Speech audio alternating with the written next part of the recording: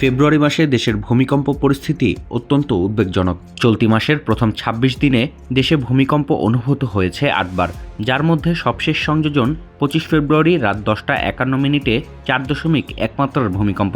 এবারের উৎপত্তি স্থল মিয়ানমারের সাগাইন অঞ্চল। বুধবারের এই কম্পন রাজধানী ঢাকাসহ দেশের বিভিন্ন স্থানে অনুভূত হলেও কোনো বড় ক্ষয়ক্ষতির খবর পাওয়া যায়নি।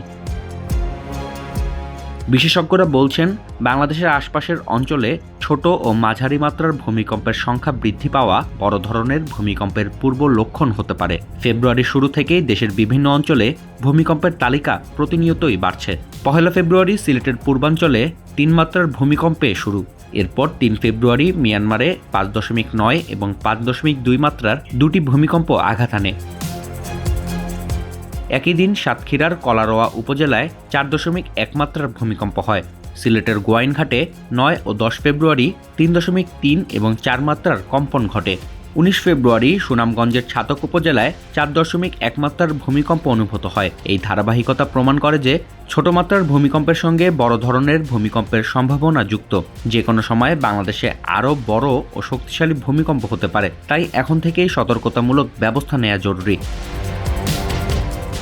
ঢাকা বিশ্ববিদ্যালয়ের ভূতত্ত্ব বিভাগের অধ্যাপক ডক্টর আনোয়ার হোসেন ভূঁইয়া বলেন, বাংলাদেশের ভূতাত্ত্বিক অবস্থান ৩টি টেকটনিক প্লেট, ইন্ডিয়ান, বার্মিজ এবং ইউরাশিয়ান প্লেটের সংযোগস্থলের কাছাকাছি। এখানকার নরম শিলাময় মাটির ওপর কম্পন হলে ক্ষয়ক্ষতির সম্ভাবনা বেশি। ছোট কম্পন প্রতিনিয়ত হলেও ৪ বা তার উপরের মাত্রার ভূমিকম্প মানুষ সহজে অনুভব করতে পারে এবং ভবন ক্ষতিগ্রস্ত হবার শঙ্কা থাকে। গত বছরের ২১ নভেম্বর ঢাকাসহ সারা দেশে ৫.৭ মাত্রার ভূমিকম্পের ঘটনায় ১০ জন নিহত, শতাধিক আহত এবং বহু ভবন ক্ষতিগ্রস্ত হয়। বিশেষজ্ঞরা সতর্ক করেছেন যে পূর্ব প্রান্তে বার্মা প্লেট এবং পশ্চিমে ইন্ডিয়ান প্লেটের সংযোগস্থল দীর্ঘদিন আটকে থাকায় এখন ভূমিকম্পের শক্তি মুক্ত হচ্ছে, অর্থাৎ ভবিষ্যতে আরও বড় ভূমিকম্পের ঝুঁকি রয়েছে। কিন্তু শুধুমাত্র ভূমিকম্পের মাত্রা বা ভূতাত্ত্বিক কারণেই উদ্বেগের বিষয় নয়, বাস্তব পরিস্থিতি আরও ভয়ঙ্কর।